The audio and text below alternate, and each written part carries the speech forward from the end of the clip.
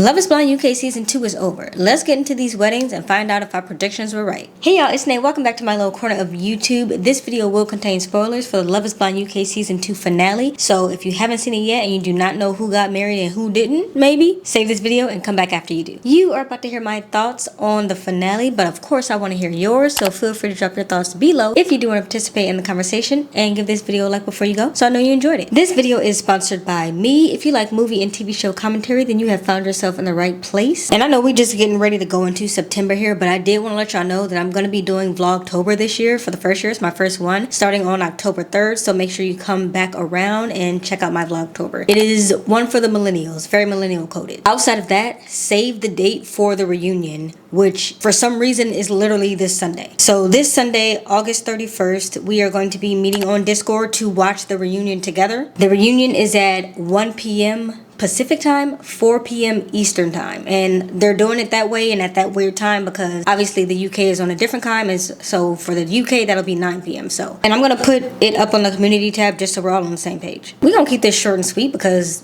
this is just wedding episodes, and those bachelor parties is never anything happening. Before we get started, I can't help but mention that Javen was nowhere to be found on my video last week. Interesting. Anyway, no more Javen talk. It's boring me now. So we went to this finale with 4 couples. And you know what? Everybody looked good. They had my girls walking in slow-mo like they the next Destiny's Child. I loved it. Let's talk about Bardha and Jazz. So I predicted that these two were gonna say yes, and I was very confident in that. But I also said that they shouldn't say yes. Because before we even made it to that wedding day, Jed was already saying, oh, Bardha's too independent, she won't let me do stuff. And then we find out that they had an argument at dinner about this exact topic. She's paid for meals, I pay for meals. We pay our own way. But I said for her, for this one, I want to treat you. Asked for the bill, and she got a card out. I didn't actually understand why he was so upset. I was like, but it's just another bill. As far as I'm concerned, I was trying to do something nice. Bardha, do you know how many 50-50 men there are? If there aren't enough of them in the UK, come to the States. We have them in abundance. You would make some 50-50 men out there very happy. The issues that they had will always be a mismatch, and I said this from day one. And I just hope that they did have a conversation about this because, listen, if you are someone who, for example, wants to be a stay-at-home wife and your man doesn't believe in that value and he wants y'all both to work, and you agree to compromise and say,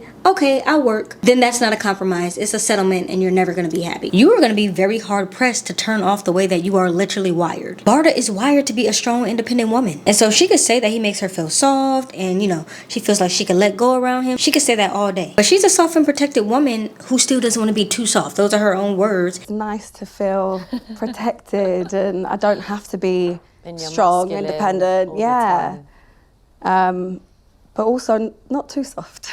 She still doesn't want this man to pay for anything, it sounds like. And that's not gonna work for a man like Jed because that makes him feel emasculated. And I hate that for them because I think they're really good people. And look, I do really want to make that clear. I'm not saying that either of their stances are bad or that they're bad people. What I am saying is that there's a mismatch and it's a fundamental belief. And that's not something you can change. And so in the end, it turned out that that argument that Bardha's bestie was expressing they never had, and the argument that Jed's mom was saying, well, y'all haven't argued yet, that's a bad sign. You don't know how you're going to argue. Turns out that was really important because their very first argument, things fell apart. And that's exactly why she said no. She hit this man with a, it's not the end of our story. I vowed to do all those things at a time when we're both ready, and I don't think that's today. We already know the chances of them staying together are slim to none because anyone who has said this isn't the end of our story at the altar, it's about a 0% chance that they're actually going to date afterwards, because why would you when the goal was to get married? But listen, Jed said he's going to be over this in a couple of days anyway. It's going to take me a couple of days for me to kind of get over what's happened. I don't actually think that's what he meant, by the way. I think he means that he'll be over the shock in a couple of days. Obviously, it's going to take him a little bit to get over someone who he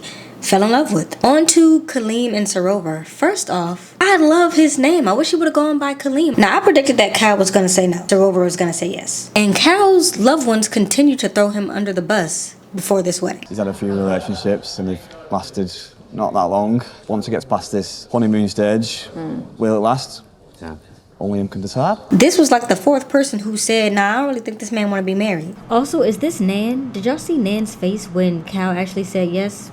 She wasn't expecting it either. But you know what? For Sarover's sake, I hope that he proves us wrong. I hope he is able to work through all the things and work through never having a relationship that lasted a year. I hope he works through all of that and they stay together. I just know that Sarover's family cannot wait to have the real wedding because this little gathering that they had ain't got nothing on the Indian wedding. Also, this is unrelated, but Sarover's entire family is fine. On to Kieran and Megan. I predicted that both of them were gonna say yes. I think that was a given. Obviously, they were the strongest couple, or the strongest couple of this season. So it's easy peasy for them. I have very high hopes for this couple. I hope that we have good news during the reunion. Granted, this is not a surefire thing because sometimes the people who look like a strong couple come to the reunion and it don't be so strong. But I really do have high hopes for these two. Their connection, I feel like I can feel it through the screen. Also, they ate that dance up. They cleared all the rest of these couples, okay? I just love their energy together, and I love that dance that they did. I love these two. On to Billy and Ashleigh. Now, I predicted that Ashleigh was gonna say yes and Billy was gonna say no. That's what should have happened. Listen, I love Billy the entire season. And these last few episodes really did have me looking at him sideways because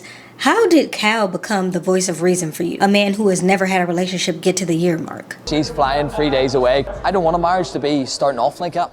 Did this not come up in the pods or earlier? It came up.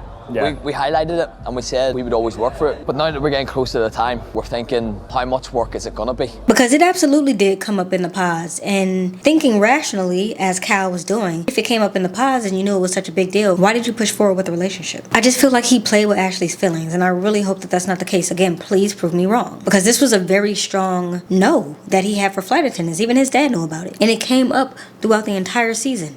He never let it go. And then he had the nerve to say, yeah, we were thinking it might not be that much work, but now that we've been getting closer to the wedding date, we're feeling like it might be too much work. Who is we? Ashleigh never said that. That was you thinking that. Ashleigh always said it could work out. I'm gonna be real. I feel like Billy took his dad's bad advice. If you love her and she loves you, love will find a way. Relationships cannot survive on love alone. But I do hope they make it work. I just can't see it. But I never wish any ill will on any of these people's marriages. I'm just saying, judging by what I saw, I don't think it could work. But I do wish them the best, sincerely. Also, I really love their venue. Now, for those of you who are still here, love that for you. I just want to let you know what's coming up for the channel through the end of the year. And I know that sounds crazy because you're like, girl, it's still August. It's only about to be September. What do you mean the end of the year? But it very much is almost the end of the year. We're moving into the last quarter for my corporate people. The channel is going to be almost dead silent in September because the end of the year is very, very, very busy for my channel specifically, just because of the way that I structure things. So I have Vlogtober in October, so I need September to get that stuff together. And please join me for it. It's my first one and I'm really proud of it. I'm really excited about it. So that's going to be starting October 3rd. October 1st,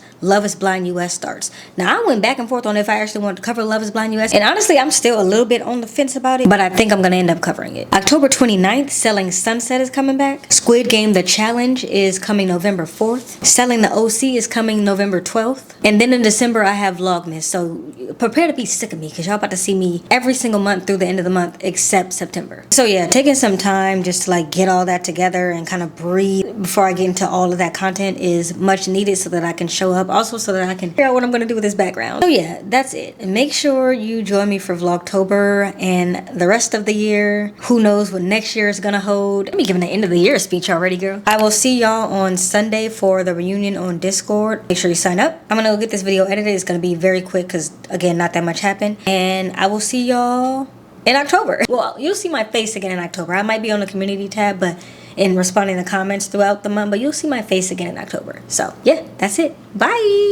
It's gonna be Shadow gonna be eating hay all throughout this video because I caught him at prime eating time apparently. He's just over there eating, just eating. You need water? You look like you need a little bit of water. We're all on the same page. You know what? Everybody look grubb. Oh, it's a school bus. Wake up in Pasadena. Nobody asked where we from. Cold-blooded conversation. ADD told me to run. Why he got too many coats? Cali got too many sons. Home with the famous and broke. Broken and lonely a bunch.